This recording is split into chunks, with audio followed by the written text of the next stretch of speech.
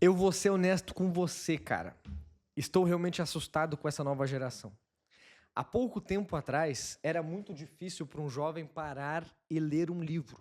Ok, isso é até entendível, né? Isso é compreensível. Ler um livro realmente às vezes demanda ali um esforço, um foco, uma atenção.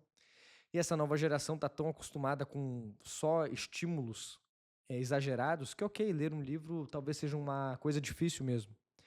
Agora, essa semana, um jovem me disse que não consegue assistir um filme longo como O Senhor dos Anéis, que tem 3 horas, né? Porque isso para ele era insuportável, era tedioso. E aí isso começa a me assustar. Porque realmente um livro ele não fornece grandes estímulos.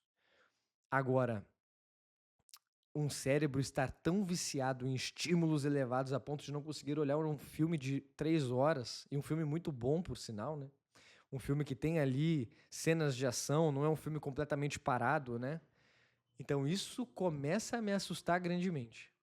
Um homem que ele não consegue ter foco e atenção nas coisas que são boas, em coisas que vão agregar para a vida dele, ele tem um problema muito grande. Por quê? Porque ele vai ter uma vida fútil.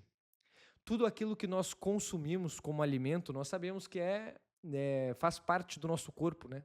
Por isso que tem a frase famosa, nós somos o que consumimos. Então, se eu consumir só lixo, só comida lixo, o meu corpo terá uma saúde lixo e vai operar como lixo. Porém, na mente também é verdade. Se eu só consumir lixo, ou seja, conteúdo vazio, fofoqueiro, ou de autoestímulo, coisas que só ficam gerando no meu cérebro grande diferença de níveis, né? Precisa ter muito estímulo, em vez de ter algo que tenha valor, algo que tenha profundidade, algo que me leve à verdade. Percebam que vai ser muito difícil desse homem ter boas ideias na vida. Vai ser muito difícil desse homem conseguir tomar boas decisões na vida. E é claro que vai gerar uma vida vazia, imatura, triste. Então o que acontece aqui? Percebam o seguinte: o que acontece na mente humana para poder gerar a contemplação, que é onde o homem deve chegar, que é realmente essa percepção da realidade, essa percepção da verdade, que é o que ajuda ele a se tornar mais inteligente, mais maduro por consequência, é a qualidade do pensamento.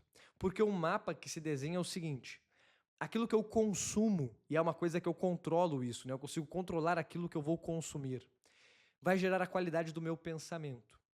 O meu pensamento, que por consequência, eu não consigo controlar o pensamento que vem, mas eu consigo controlar aquilo que fica.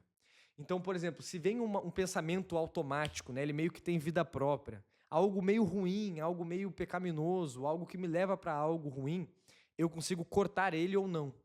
E aí vem o terceiro aspecto, que é a meditação, que eu também tenho controle. Então vamos lá. Eu controlo aquilo que eu consumo e eu tenho que buscar consumir coisas boas. Eu não controlo o pensamento que brota, mas eu consigo controlar se eu vou me deleitar sobre ele ou não. Ou seja, se eu vou meditar sobre ele ou não. Se é um pensamento ruim, eu consigo cortar. Se é um pensamento bom, eu consigo me deleitar sobre ele. Então, eu não tenho controle do pensamento, mas eu tenho controle se eu vou meditar sobre aquilo ou não. E o fruto da meditação vem a contemplação, que eu também não tenho controle, fechando um ciclo, né? Não controlo, eu controlo o que eu vou colocar para dentro da minha cabeça, eu não controlo o pensamento que brota, eu controlo a meditação e eu não controlo a contemplação. O que é a contemplação? Quando eu medito sobre coisas boas, nobres e vou meditando sobre as verdades da vida, tem algum momento que essas verdades brilham para mim. É o que chamam de iluminação ou insight, né? Caramba, tive uma ideia fantástica. Caramba, entendi como essa coisa funciona. E parece que isso vem do nada. Mas por que algumas pessoas têm mais contemplações? Alô, alô? Deu uma desconexão aqui, né? Acho que voltou. Porque algumas pessoas meditam e outras não. Então, é fruto da meditação a contemplação. Então, tudo começa naquilo que eu consumo. Por isso que eu falei do que isso aqui está me preocupando com os jovens de hoje. Se eles só conseguem consumir porcaria, se eles só conseguem consumir conteúdos de autoestímulo cerebral, que precisam entregar prazer para eles, muitas cores, muito estímulo, né? Tem que ter cena de sexo o tempo todo, cena de explosão.